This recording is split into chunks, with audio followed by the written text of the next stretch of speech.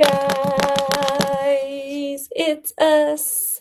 Sorry, we've been gone for a while. It's been a while.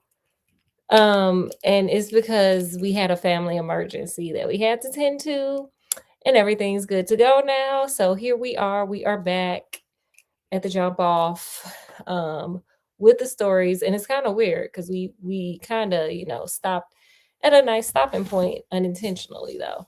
So we are back with the Hitchhiker's Guide to the Galaxy by Douglas Adams. I love this book. I love this book. I love this book. So we are going to get started. Of course, Oreo Jr. is here. And he's in his little space alien costume. We're gonna put him back there with his friends back there and little cat. We got Scott here. Scott, are you gonna tell the people Hey, Happy New Year? Happy New Year, Merry Christmas, Merry Happy Christmas, all Hanukkah, of whatever. it. Hanukkah, okay, Kwanzaa, Kwanzaa, whatever, all of it. We're here for it all.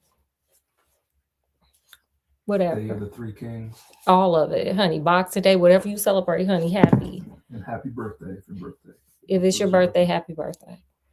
Okay, so we are going to get started. I hope you guys are excited because, honey, I am. To the baby, the Hitchhiker's Guide to the Galaxy. Scott, look, got his stuff up. All right. And my look is if I was an alien. This is my alien look. This is my Star Trek look. Yes, honey. I'm giving. Far out in the uncharted backwaters of the unfashionable end of the western spiral arm of the galaxy lies a small, unregarded yellow sun.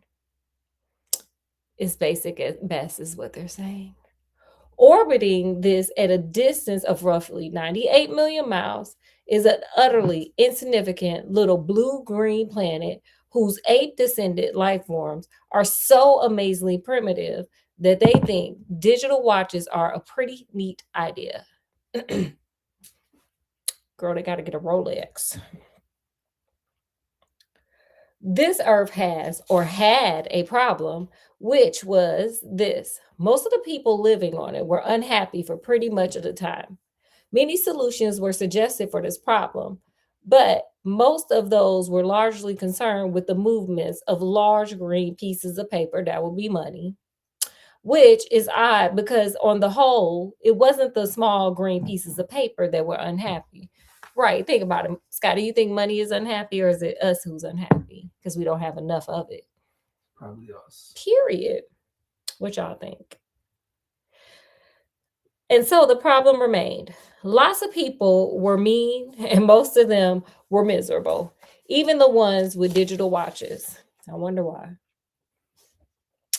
Many were increasingly of the opinion that they all make a big mistake in coming down from the trees in the first place.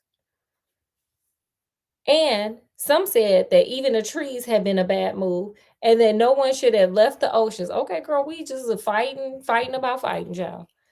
And then one Thursday, nearly 2,000 years after one man had been nailed to a tree for saying how great it would be to be nice to people for a change, a girl sitting on her own in a small cafe in Rick's Menworth suddenly realized what it was that was going wrong all this time.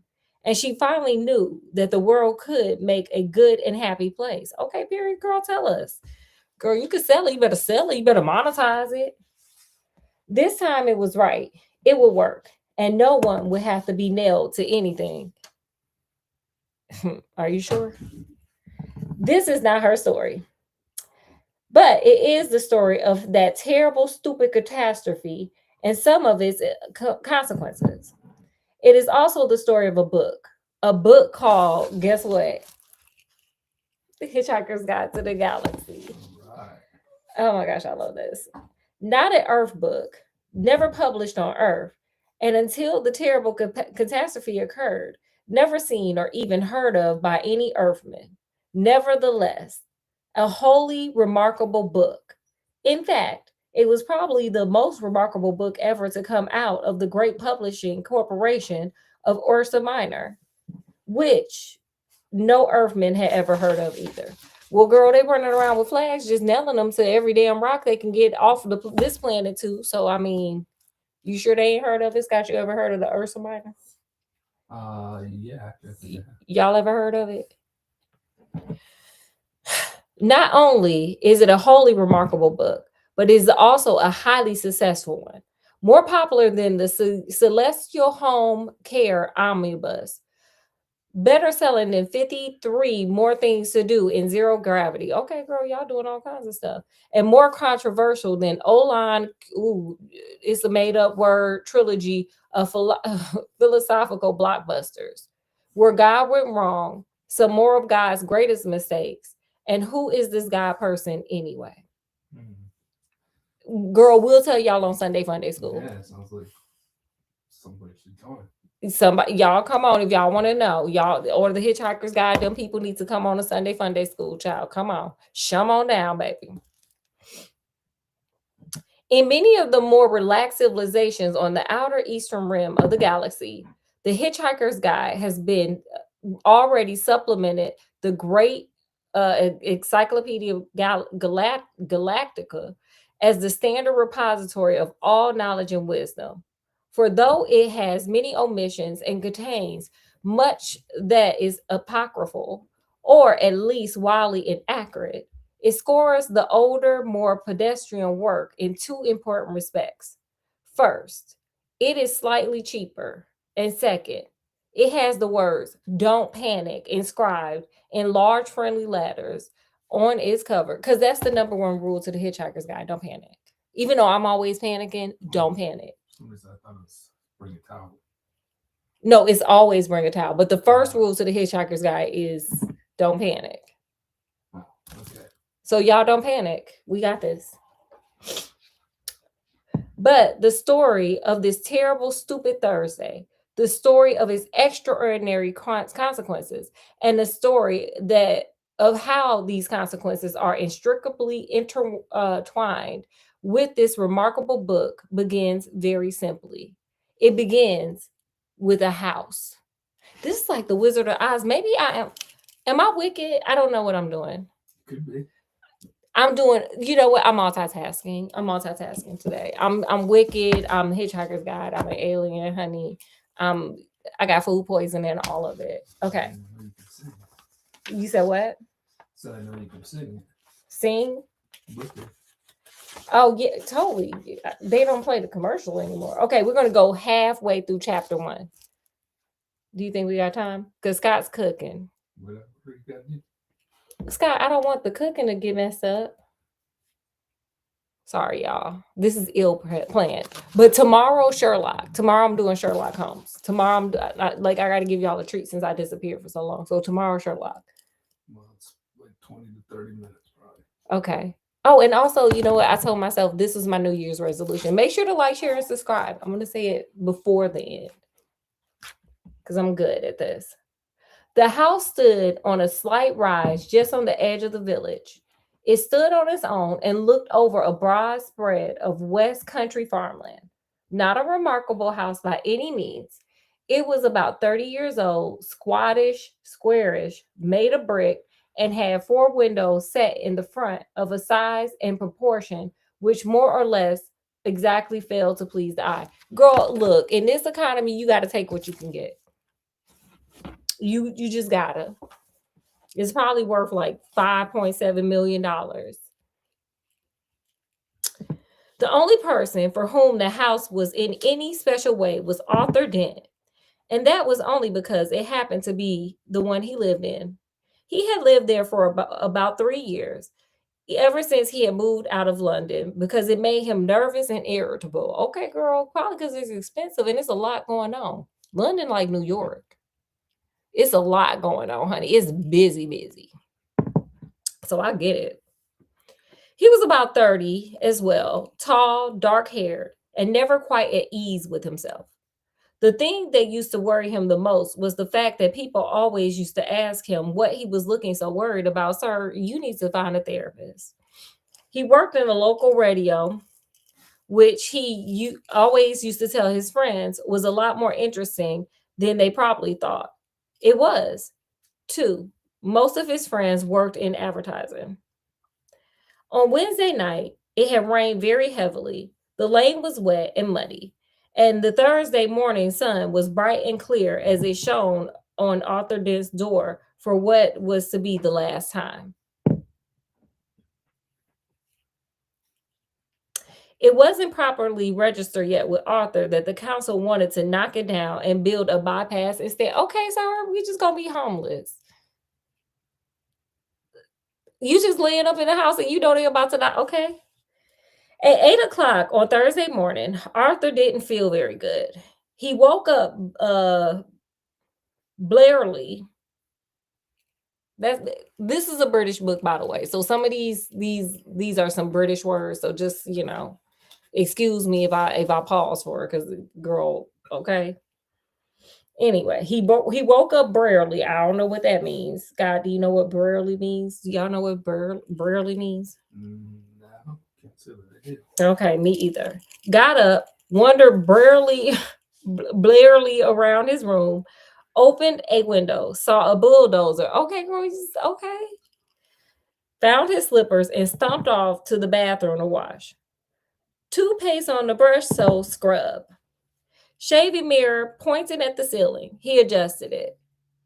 For a moment, it reflected a second bulldozer through the bathroom window. Okay, you just got bulldozers everywhere. That's normal. Scott, if you saw bulldozers, what would you do? If y'all saw bulldozers just creeping up in y'all lawn, what would y'all do? Yeah, I don't know about that. Yeah, I'm like, girl, if y'all get off my property.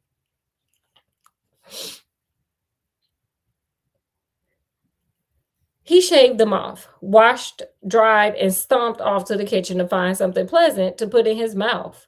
Kettle, plug, fridge, milk, coffee, yarn. The word bulldozer wandered through his mind for a moment in search of something to connect it with. Yeah, honey, like random bulldozers is just never a good sign. What say you, Scott? What y'all say? Random bulldozers. Probably not. Not if they're in your yard. No. But, let's see where we go here. Don't panic. The theme of this is don't panic. Okay. The bulldozer outside the kitchen window was quite a big one. He stared at it. Yellow, he thought, and stomped off back to his bedroom to get dressed. Okay, girl, look at you. He been listening to Sexy Red.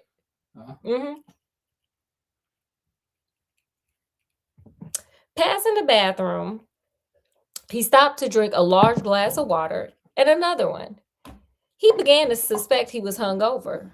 Why was he hungover? Had he been drinking the night before? Sir, how you don't know if you've been drinking the night before or not? He supposed that he must have been. He caught a glimpse of the shaving mirror. Yellow, he thought, and stumped off to the bedroom. Okay, girl, you can pound town, I guess. He stood and thought. The pub, he thought. Oh dear, the pub. He vaguely remembered getting angry about something that seemed important. He had been telling people about it. Telling people about it at great length. He rather suspected. His clearest visual recollection was of glazed looks on the other people's face. Something about a new bypass he had just found out about. Girl, you might want to go out there and talk to them people in the bulldozers.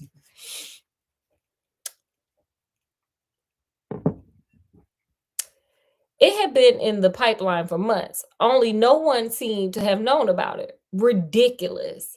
He took a swig of water. It would sort itself out, he decided. No one wanted a bypass. The council didn't have a leg to stand on. It would sort itself out. This sounds like some delusion, baby. Okay, let's see here. Scott, do you think it's just going to sort itself out? Things rarely do. Now that the bulldozer's here? No. Let's see.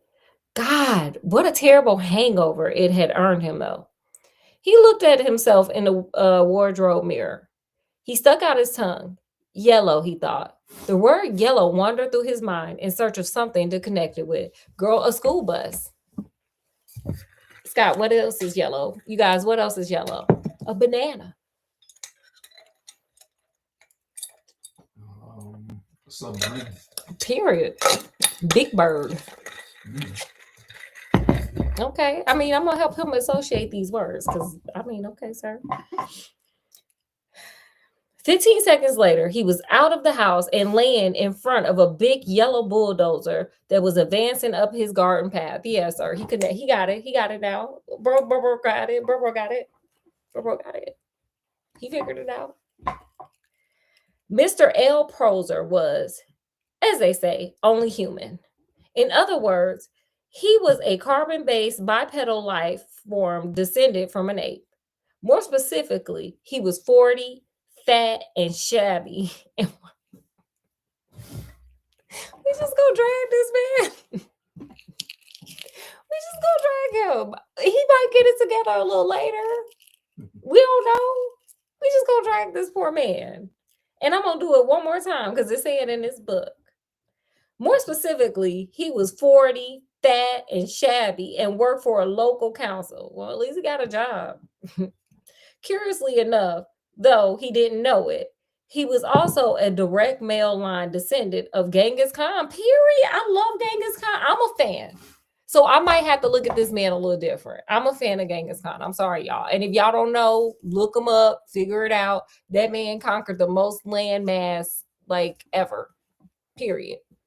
And I'm sorry, I was in the military, so I love military history. So just a little fun fact. Anyway, okay, sorry. Let me get back to this. Though intervening generations and racial mixing had so juggled his genes that he had no discernible mongoloid characteristics. Okay, girl. And the only vestige left in Mr. L. Porzer was his mighty ancestry, was a pronounced stoutness about the tum. Oh, he fat. They trying to say my homie Genghis Khan was fat. I don't believe that. And a pre-dialect for little fur hats. Period. I love a hat too. He was by no means a great warrior. In fact, he was a nervous, worried man. Today, he was particularly nervous and worried because something had gone seriously wrong with his job, which was to see that Arthur Dent's house got cleared out of the way before the day was out. Get off it, Mr. Dent, he said. You can't win, you know. You can't lie in front of the bulldozer indefinitely. He tried to make his eyes blaze ferociously, but they just wouldn't do it. Sir, you better pull that Genghis Khan DNA out. It's somewhere in there, sir. Think hard. Think long. Think Genghis. Somebody trademarked that. Anyway, Arthur laid in the mud and squelched at him. I'm game, he said. We'll see who runs first.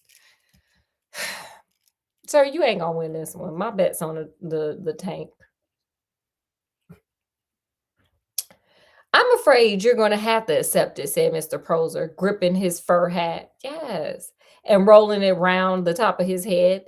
This bypass has got to be built, and it's going to be built. That's right. That's right. Flex, baby. That's that flex right there. Did you feel it, Scott? Did y'all feel it out there? That's that flex.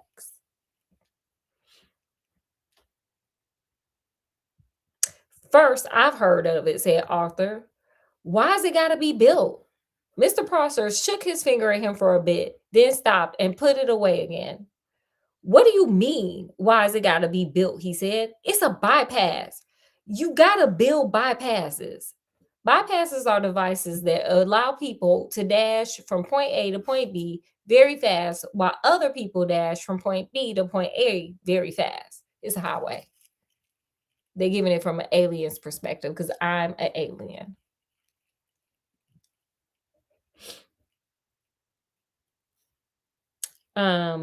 People living at point C, being a point directly in between, are often given to wonder what's so great about point A that so many people from point B are so keen to get there. And what's so great about point B that so many people from point A are so keen to get there. They often wish that people would just once and for all work out where the hell they want to be. Mr. Poser wanted to be at point D. Point D wasn't anywhere in particular. It was just any convenient point, a very long way away from point A's. That's me. I want to live in the woods somewhere. I feel like I would do very well in the woods, just kind of away from people, because people are a lot. Yeah. I mean, a lot. Anyway.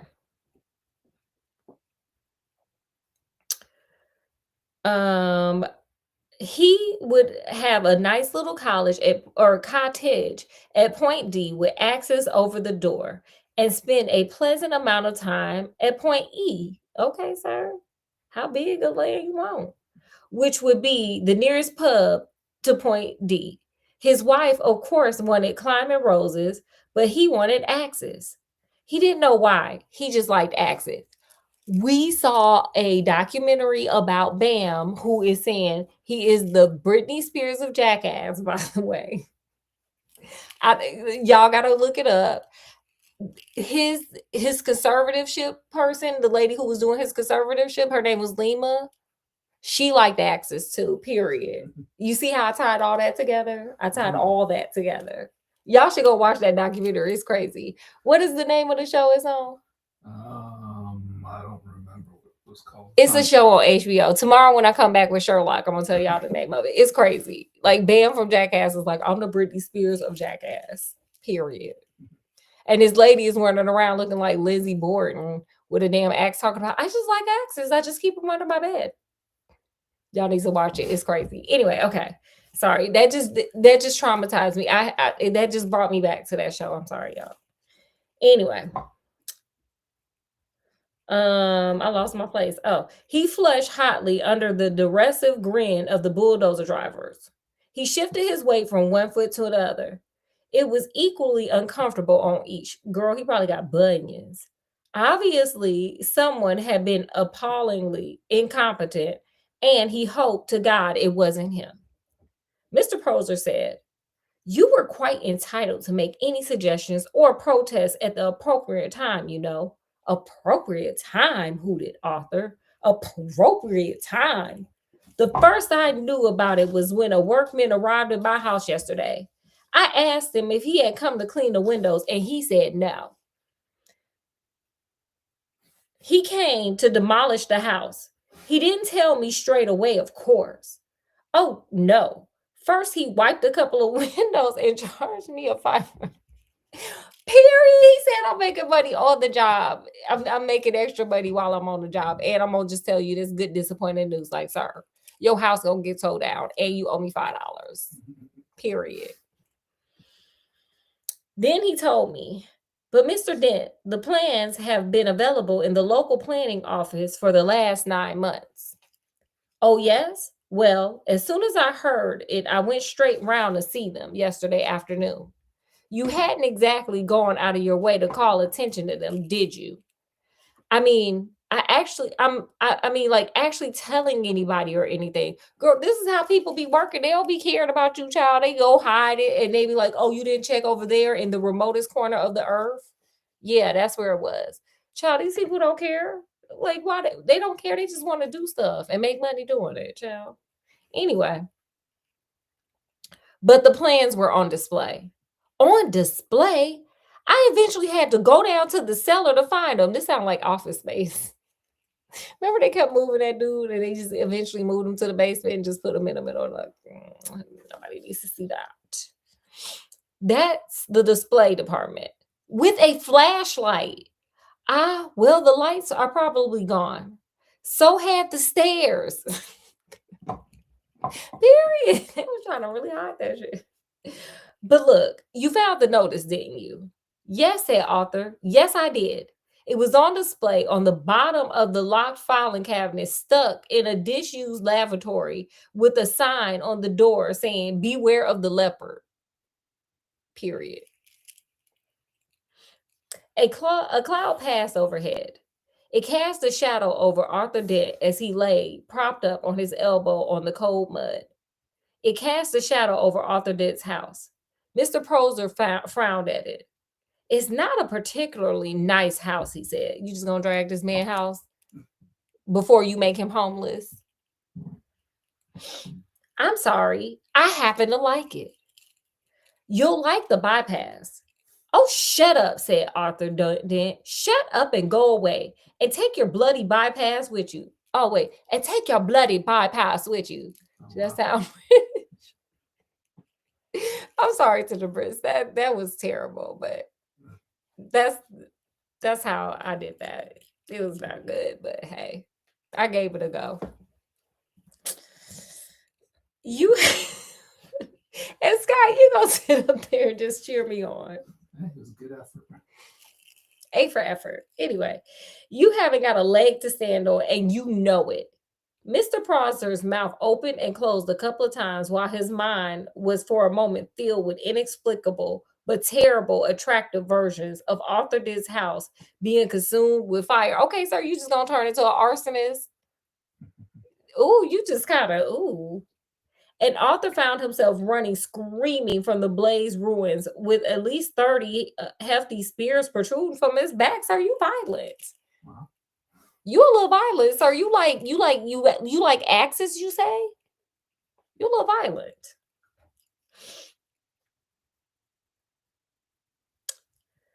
Mr. Prosser was often bothered with visions like these. I told y'all he violent. They made him feel very nervous. Sir, why are you feeling nervous? Other people should be feeling nervous. You got this all wrong, sir. You got this in reverse. He stuttered for a moment and then pulled himself together. Mr. Dent, he said. Hello, yes, said Arthur. Some factual information for you. Have you any idea how much damage that bulldozer would suffer if I let it roll straight over you? Oh, he came for violence. Yes, he did. He came for violence. How much? Said Arthur. None at all, said Mr. Prosser, and stormed nervously off, wondering why his brain was filled with 1,000 hairy horsemen all shouting at him. Sir, because you part Mongol. You Mongolian. You part Genghis Khan, sir. That's why. So we're gonna stop here because we about 30 minutes and I'm ready to eat. I'm hungry. Scott, did you learn anything? You guys, did you learn anything? What did you guys learn from what we read so far? We're only in chapter 1. Learned that. Happy that we're back on. Yeah, me too. I'm happy. I'm happy we're back. I'm hoping you guys are happy too. And hoping you guys like the Hitchhiker's Guide. I love Hitchhiker's Guide. Okay, what else did you learn? I reserve that to the end of the chapter. Okay. What I learned is certain places, if they really have enough money and they have enough pull, will treat you like crap, even though you like are just a regular person. So stand up, I guess, or don't. Definitely don't lay in front of bulldozers. I don't think you should do that. But make sure you thoroughly check and make sure to see if they messing you over and just get a lawyer. Do the American. You know what? If you're in America, do the American thing. Get a lawyer. If you're in other countries, I don't know. Do what your law says. Yeah, a lawyer's not going to help you out too much. Why not? Well, because that would be like eminent domain, so they can just take your property and give you the fair market value for it. Oh, well, then he needs to get his fair market value and move on. Yeah, well, I don't know what they do in Britain. Oh, because this is the Brit. Oh, follow your law. Find your laws, baby. baby. Your house and say, oh yeah, by the way, we're building a highway over your house, so we're bulldozing it over. This thumb here. Let me find it. I'm sorry, I'm a little behind. I just had this thumb here. You thinking it? Okay, he over here thinking it means hitchhike. It means beat it. Get out of here. Beat it. Hit the road. Wow. Yeah. Okay. Get out of here.